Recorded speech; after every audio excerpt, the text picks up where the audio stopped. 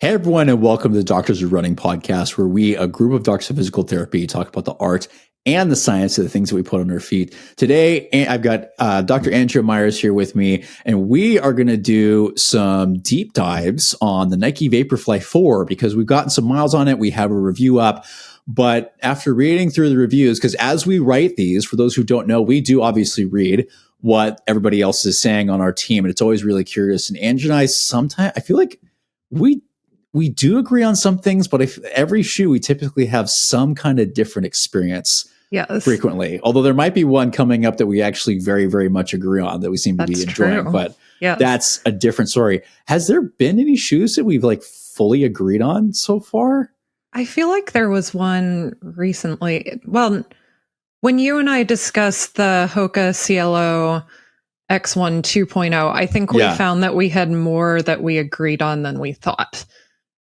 That's very fair. Mm-hmm. So we are going to do an episode because as we were both reading through our different takes on the Vaporfly 4 from Nike, which is a very big change from what this series has been previously, although there's different opinions on that.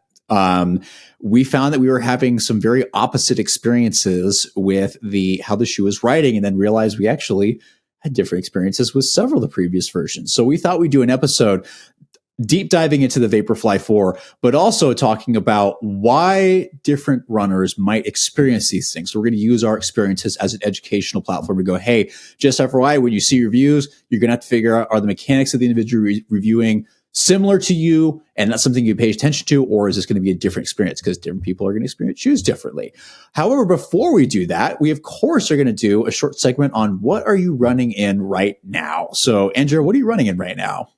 So I had a really fun track workout this morning. I got to do my first run in the Nike Streakfly 2, which I don't have up here, but I'm glad you have it. Mm-hmm. And oh my gosh, I love running in this shoe. Yep. I've got a track mile race that I'm doing Thursday, and I'm actually thinking about using Streakfly 2 in it, just because it's kind of like a rust buster track race. And actually, because that shoe's just as light as the track spikes I've been racing in. What is it? 4.5 ounces, I think. I think it's either 4.5 or 4.8 ounces for men's size 9. I might be saying 4.8 because I think I measured.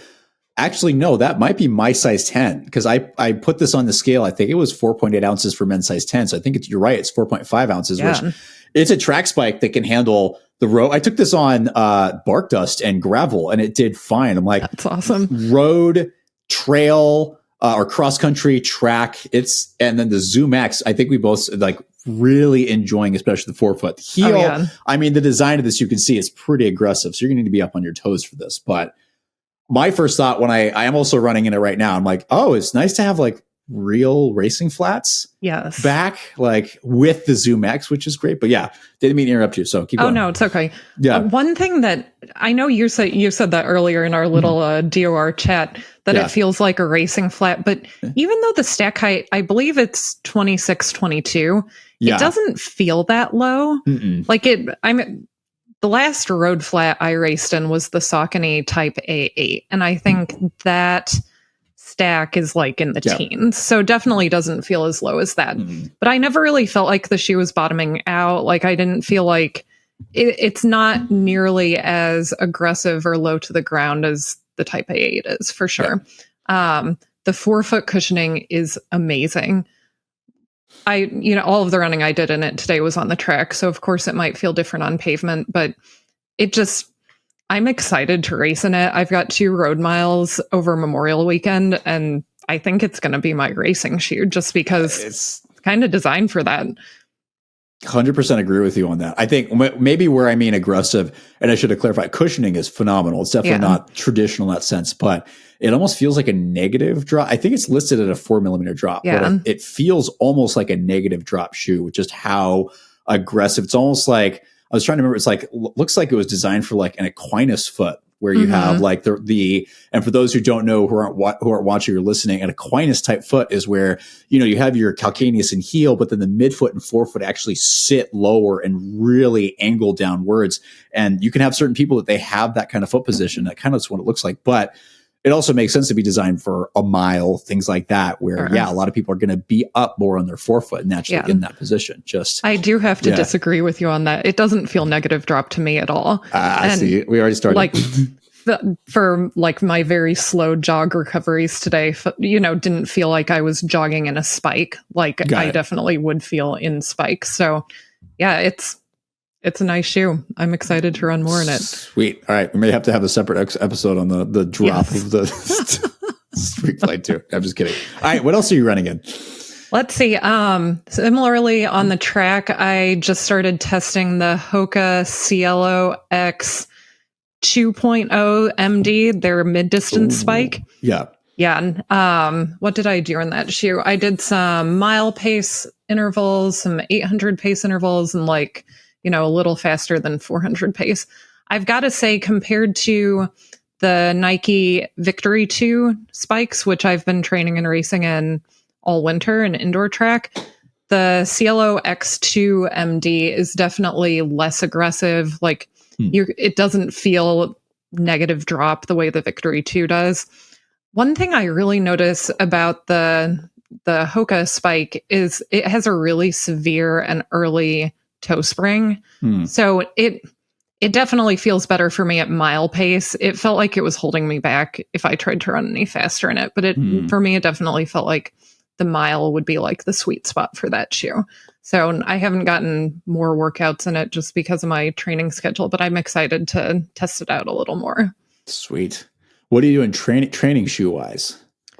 Let's see. Well, I just got the Topo Flylight 6 in, which it might be under embargo, so it's good that I don't have it up here, but I have to say, just walking around in it, it is possible that it could replace my all-time favorite shoe, the New Balance Beacon. Maybe not be better than it, but it could replace it. So I'm going to run in it tomorrow, but I can't wait to test that out. All right. So you heard it here first. This might be a Beacon replacement. That's big pretty deal. High praise. So we'll have to see how this goes. Yeah, we'll see. Yes. Any other stuff you're running in right now? When I'm not testing shoes, kind of my go-tos for easy runs, I love the Topo Atmos. I think I've got close to 300 miles on my pair, and it basically feels the same as it did new. So that shoe is definitely a beast in terms of just holding up to a lot of slog easy runs. The Brooks Hyperion 2 is still one of my top go-to easy workout, pickup shoes. What else do I have for testing? I just got the Salomon Aeroglide 3 in. Ooh. Yes. And I know how much you loved that shoe. And I am again, I haven't gotten to run it yet, but just walking around the house, it's wow, this is a special shoe. I can see why you rated it so highly and some of the nice things you said about it. So I've got some exciting things to test for sure. Yeah, that shoe was a very big surprise. The previous two versions were very meh and I don't know why you're charging $160 and doing a bunch of hype. But then version 3, I feel like there wasn't as much hype around the Aeroglide 3. Maybe I'm not on social media enough. And then it was whoa, people need to talk about this. This is really good. You got the foam finally figured out. Upper still has some mild things that need to be kind of fixed, but it's great shoe. So I'm very, very impressed. So great. Awesome. Yeah. How about you? Right. So I've got obviously the big one that the review we just dropped is the Brooks Lichtrin GTS 22, which I really didn't enjoy when I first started running. I'm this is your classic bulky, somewhat uncomfortable stability shoe. Jen and Evan, I promise this is going to get better if you guys are listening. It's too awesome biomechanics over at Brooks, but it actually has really grown on me where it's a good stability shoe. I do have a slightly irritated post tib that's getting better as I rehab it. And part of it is also, I also irritate it because I'm I know I have a tendinopathy. I need to rehab this, even though I don't have symptoms right now. And then I pissed it off going, oh yeah, there we go. I know it's there. Yeah. So it's been helpful to have this shoe, and it just broken really nice. It is heavy, but the DNA tune really offsets that, and just been a good mile slog of a shoe to kind of go in. And I really enjoyed it. Upper's broken in really nicely. And I've got 60 miles in this, and this is my left shoe, and everything is still intact. So that's a big deal. So that one's a big one. I just did a long run in the Brooks Hyperion Max 3, which is the first of this series that I've actually enjoyed, as opposed to Andrew. And we might talk about that at some point. But Upper's really snug. It's definitely a good super trainer and competes with shoes like the Super Blast. The heel, oh my gosh, is so much better than any of the other super trainers. So that's good. I'm just trying to get over that midfoot medial cutout, which didn't bother me on a long run today, which was really surprising, but it's been doing pretty good.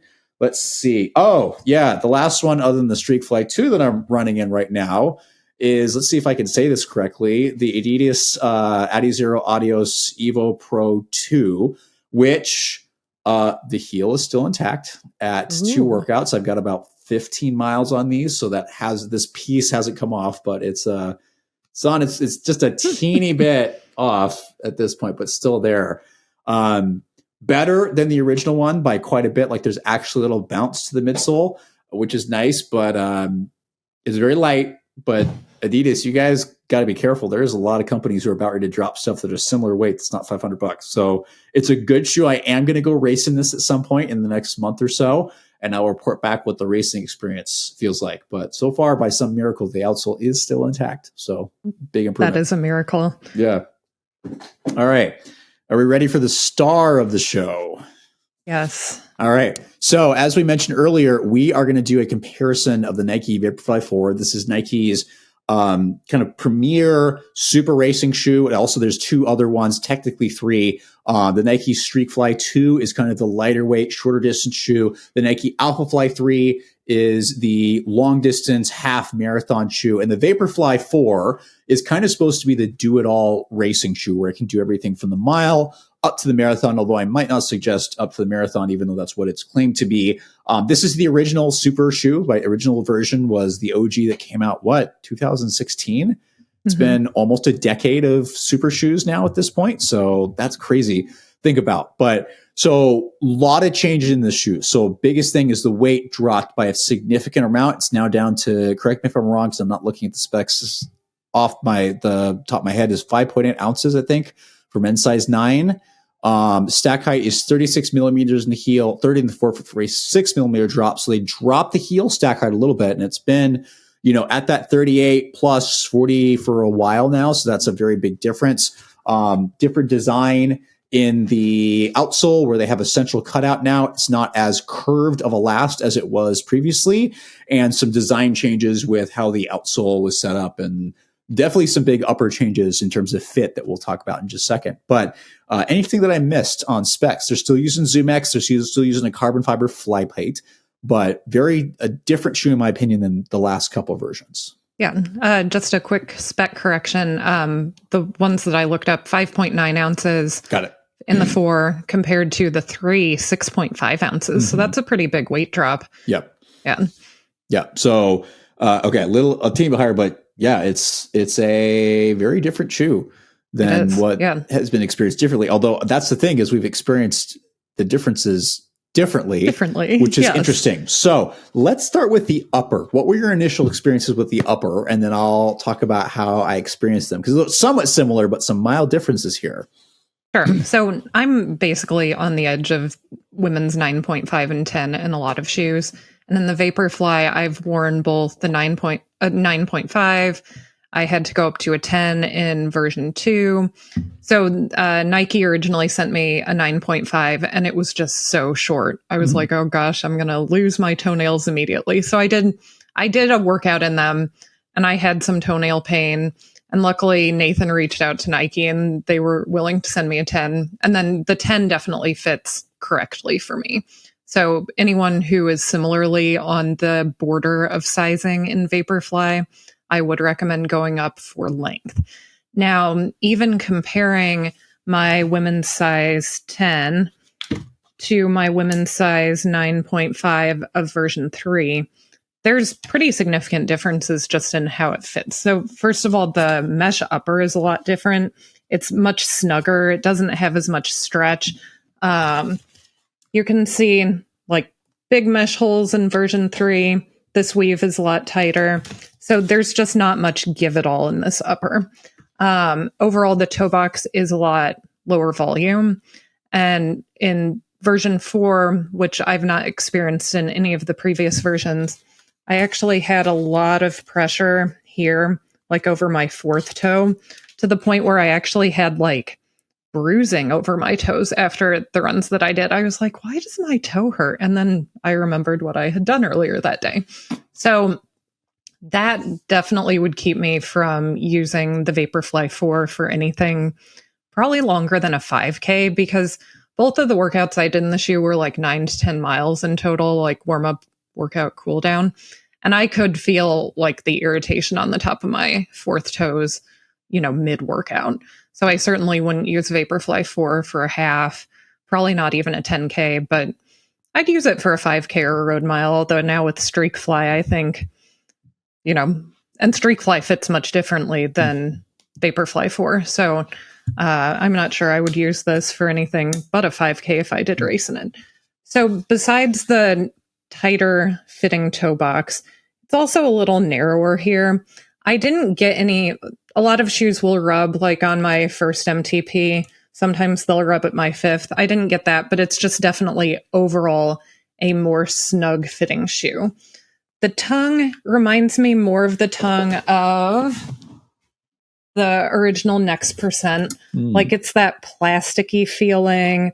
It's a lot stiffer than like the tongue of version 3.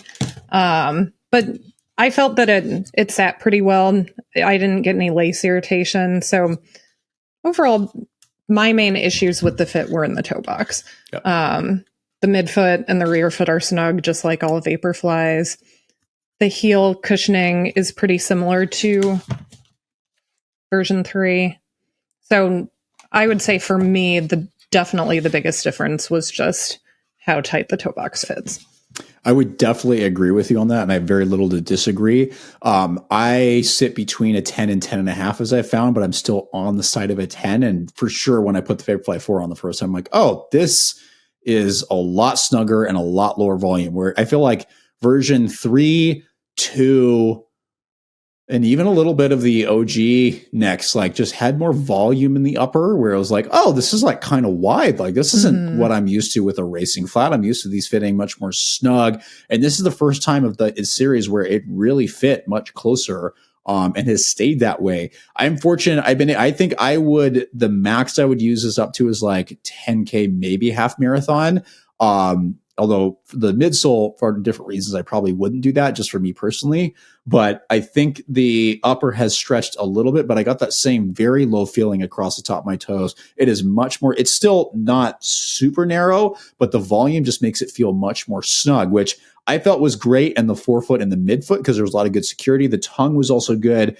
There's light padding because I definitely needed that. But the thing that I'm getting is my heel is slipping out of this thing like no other. I have not had that in a Vaporfly. I know the design is very similar in this, but I don't know if it's the socks that I use or what. Because I've got socks from Salomon, from Adidas, from gosh, who am I forgetting that's so nice that sends us socks? Oh my gosh, I'm having a brain fart. Oh gosh. Swiftwick. Yeah, they send us a ton of socks. Yeah, they're all. Yes, thank you, Swift. I'm sorry, I forgot. I've been doing that. There's one opportunity every episode, but I forget something obvious. But Swiftwick has been really nice and set up some socks that are phenomenal. But it doesn't seem to matter which sock I use. My heel slips out, and it's not horrible, but it's annoying. I haven't had any like chafing from it, even though I've used it on up to 10 miles.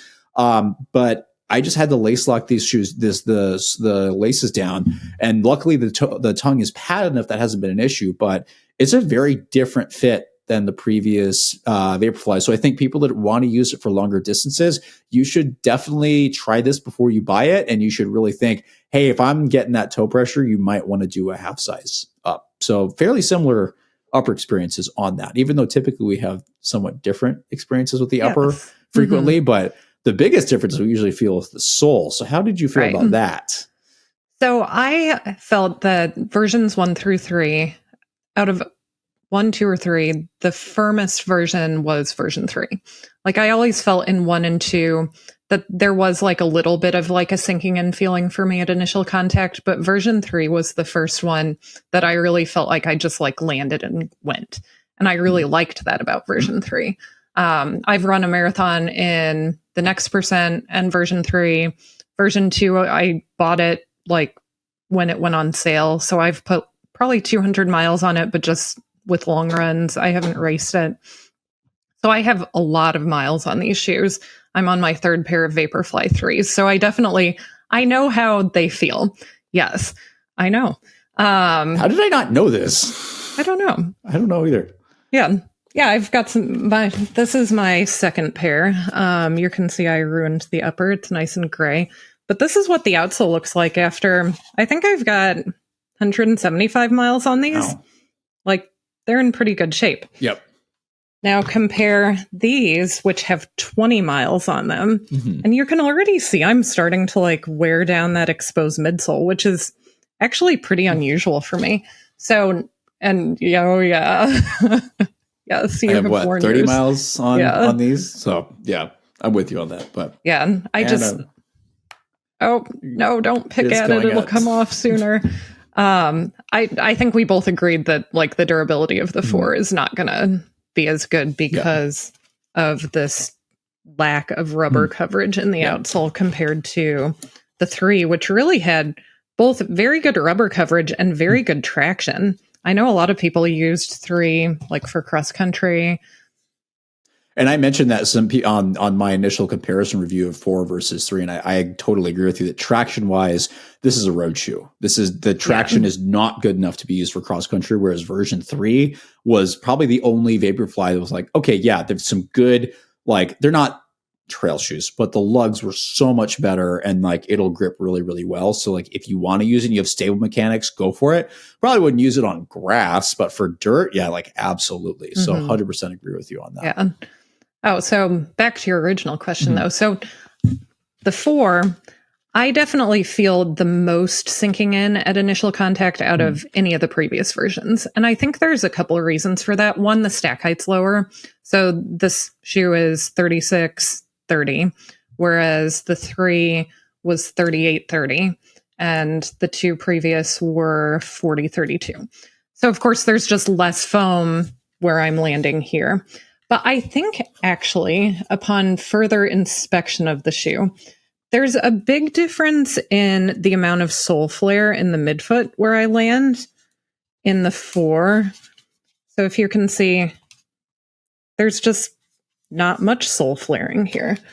Whereas in the 3, there's a lot of lateral sole flare in the midfoot here. And I think that just made me, when I landed, here, it made me stay there a little bit longer because the foam was able to compress more because there's nothing under here compared to how the 3 is designed. So I think, and that's one of like our big disagreements is like, I felt like this was a softer version and you felt like it was firmer, but I think a big part of that is where you and I land, but also, the angle at which our foot is when we land, that makes a difference. Our body weight makes a difference. I'm not going to load, you don't weigh that much more than me, but I'm not going to load a shoe quite as much as you. I love how famous I've gotten for just wrecking shoes. Yes. The amount of like force that I put through somehow put that much force through the ground is not really known how, but I've had people tell me like, when I watch you run, I'm not really sure how you're going forward, but you somehow do that. Yeah, like, you do. And quite quickly. So yeah, no, it doesn't look good, but this is quick.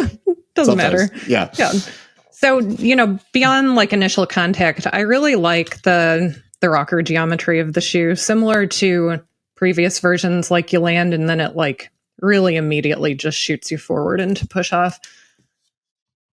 It just felt, while it felt a little slower because it was softer at initial contact, it still felt just as good at faster paces. So I used the size 10 for 2 workouts where I basically did like a progression run from like half marathon down to 5K pace. And I used the size 9.5 for a similar workout. the shoe responded perfectly whatever pace I was running. And actually, it wasn't terrible, like warm up or cool down either. So it's not like that softer feel made it feel less responsive. It actually feels really responsive to me. It just felt like the foam has more compliance where I land compared to the 3, and actually even more so compared to the 2 and the 1. Got it.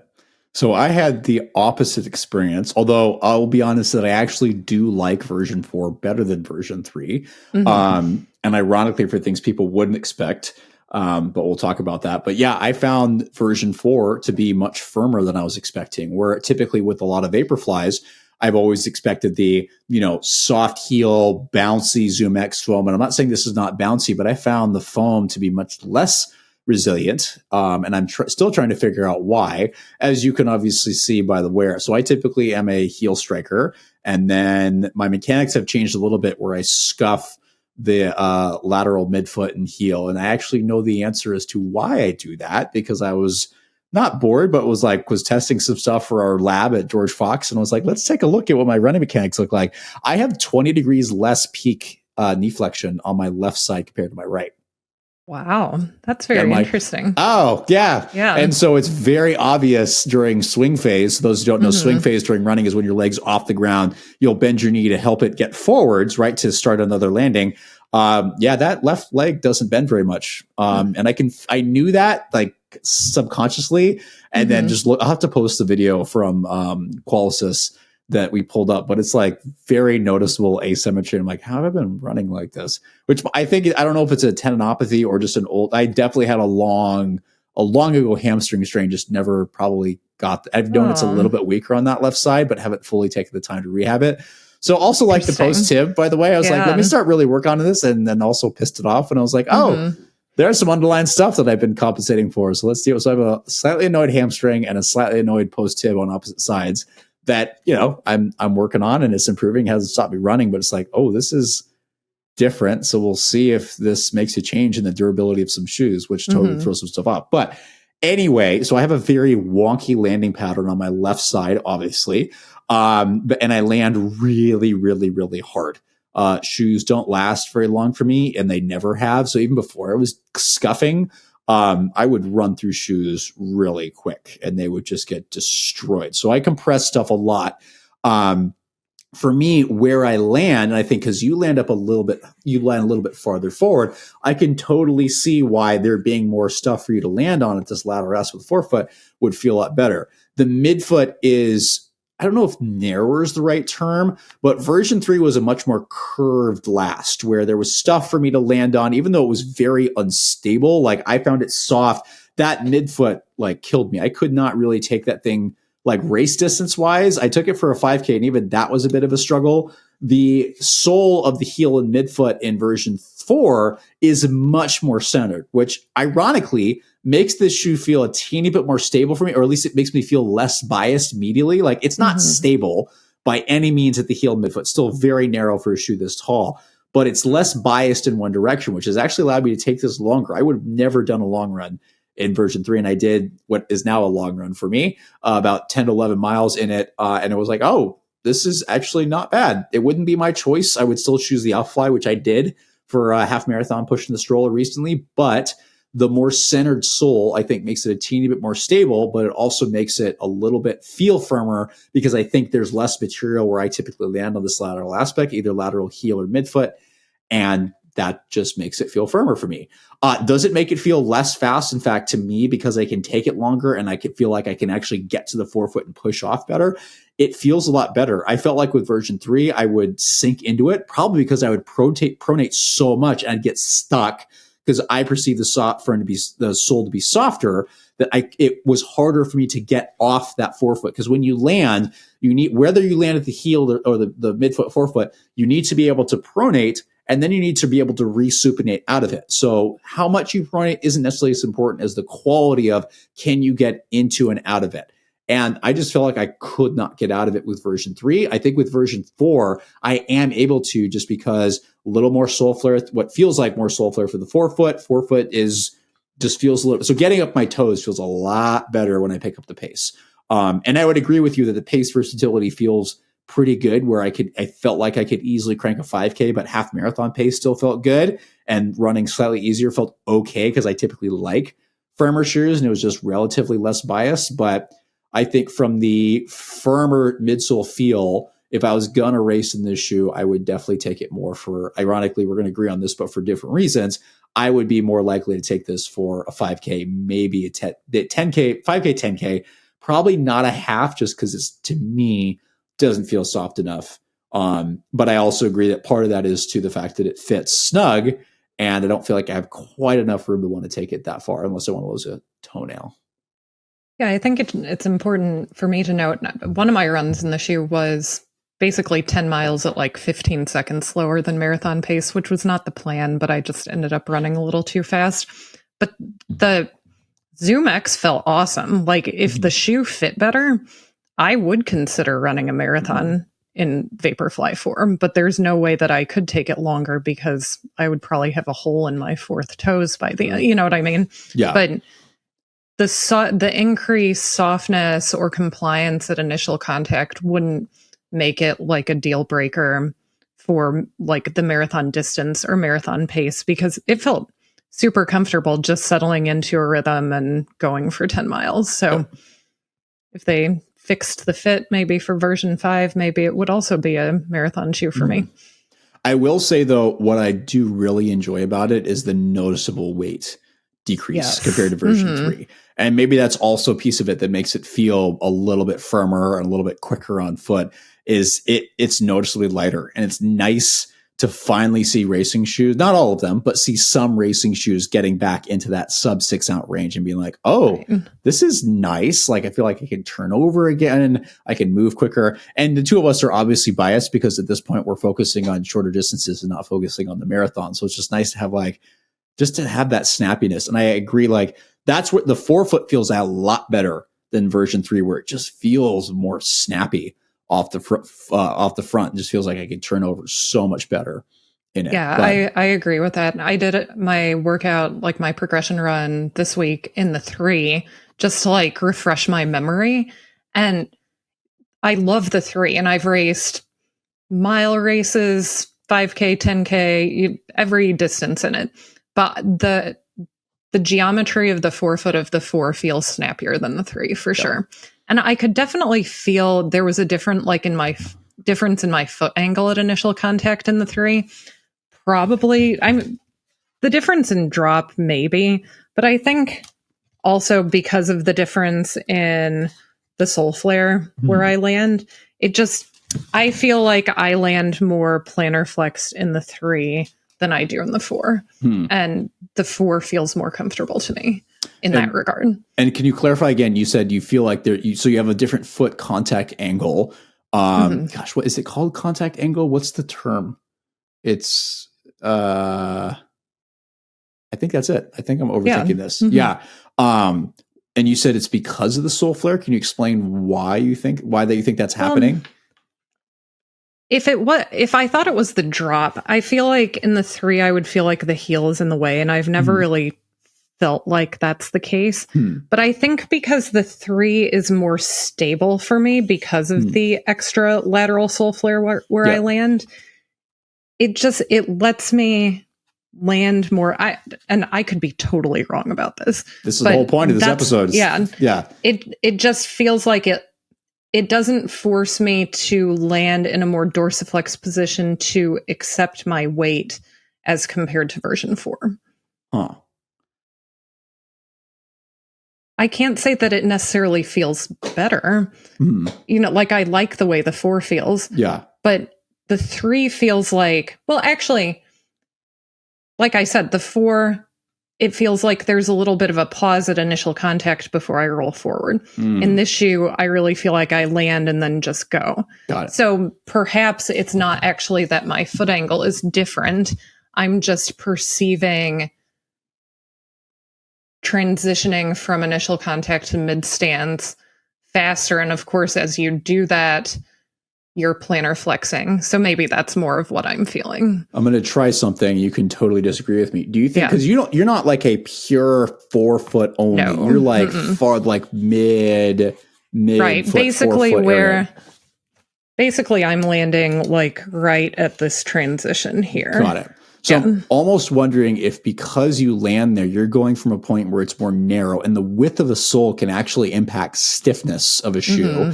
Like a more narrow sole can actually feel like it transitions really, really quick, and a wider one can actually add stiffness. I'm wondering if you're going from here and what you're doing is you're perceiving a change in some level of stiffness, and for whatever reason, that's because it's going from narrow to thicker, and this like lateral piece here, that I wonder if that's slowing you down because you're going from a quicker transition to slower, and that's showing up as feeling like it's a more compliant foam.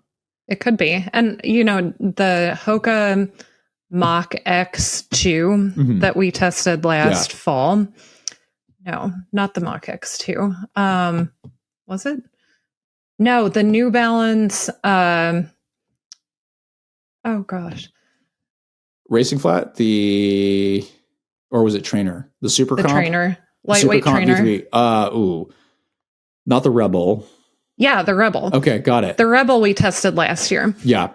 That shoe, because there's like a rubber piece in the forefoot. Yeah. And there's, exposed midsole in the midfoot.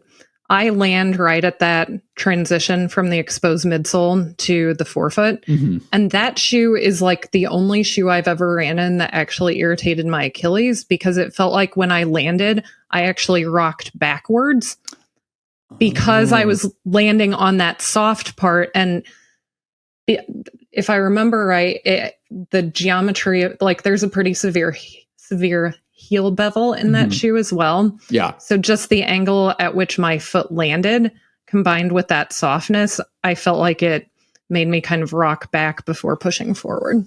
That's interesting. Yep, the Rebel, would that be a V4? Yes. Yeah. That's interesting. So this is why, by the way, this is me telling the audience because you obviously know this. This is why we talk about so many of these, what might be considered little things like the sole width or the outsole coverage. Because I'm wondering if another reason I might perceive this as being firmer is because I'm landing farther back than you. I might be hitting a bit of the, this outsole patch, but also where I'm landing, the plate is much closer to my foot. Right. And so plate distance from the foot will also really change how a shoe feels. If the plate is sitting underneath your foot, that's going to probably feel firmer. If it's farther away, it might feel a little bit softer. There's some variation in that. But all of these things are going to combine, and depending on how yours just respond, where you land, your landing mechanics, how you perceive things underfoot, that's going to create some differences. So I'm hoping, and we're hoping, that by talking through this, it helps you figure out, if you see some of the, and I think we're getting better where we can kind of look at a shoe and you're like, I can almost fairly accurately predict how this is going to feel. That's what our hope is for all of you that are listening and watching, is to go, you can look at a shoe and be like, either I know it's going to work or I don't. And we're still surprised all the time. We're still learning, but hopefully that's a helpful thing on understanding shoes are going to be perceived differently by each person, just because there's so much variability in landing mechanics, loading mechanics. That's just how it goes. Definitely. And we're two good examples because we are so different in our mechanics. Yeah. Yeah. Andrea actually looks nice when she runs. I look like garbage. Oh, look, there's a runner. What is he doing? Like, wow. Except, you're like minutes ahead of me. Okay. What was it? I forget. What was again, I can't remember anything. Is it Pablo Nurmi, or who is the Czech guy, or the guy from Finland, which I know are two completely different areas, who was like running, he would like carry his wife and like run laps and do all this crazy stuff. And then he ran he won the 5K, 10K and the marathon in the Olympics. Oh gosh. That was a long time ago, right? It was a lot. Yeah, this is like 100 plus years. But there's a comment. He won all this stuff, and people are like, "Oh, why don't you your running form looks terrible?" And goes, "This is not ballet. This is running. Right. This is what I'm trying not to die." But So different experiences for the same shoe. And again, we're hoping is that you can learn from this and go, oh, so the people that you have similar mechanics to, that's somebody that you should think about paying attention to when they do shoe reviews, because everybody's different. And this is also the reason why you might watch 40 different reviewers and people might have different experiences with it. And that's why there's variability in human movement. So hopefully that's helpful. We're going to continue doing these because it's an interesting way to review shoes, but also help teach you at the same time. As always, you can find us on a variety of places. So anywhere from YouTube, Spotify, if you want to hear this stuff, watch it on YouTube. And of course, you can see all of our written content on Doctors of Running. We are, of course, posting on other social media sites like LinkedIn, Instagram, and have fun reels and stuff like that. Very excited how well David and BJ were in Japan for the ASICS Metaspeed event and got some really good content there that's doing very, very well, which always is very, very exciting, but also really cool stuff to watch. So yes, lots of stuff in many different areas. You can find us in all those different places, and obviously email us at doctorsrunning@gmail.com. How quickly we can respond to you will vary because please remember we all have at least one full-time job, if not more. And we do this because we really enjoy it, want to teach and help you all understand what not only works best for you, but how to find that and be able to run happy and healthy. And I know I just stole the old Brooks tagline again, which I've been made fun of, but technically they don't own that anymore. So we're going to end on that, and then we will see you all next time.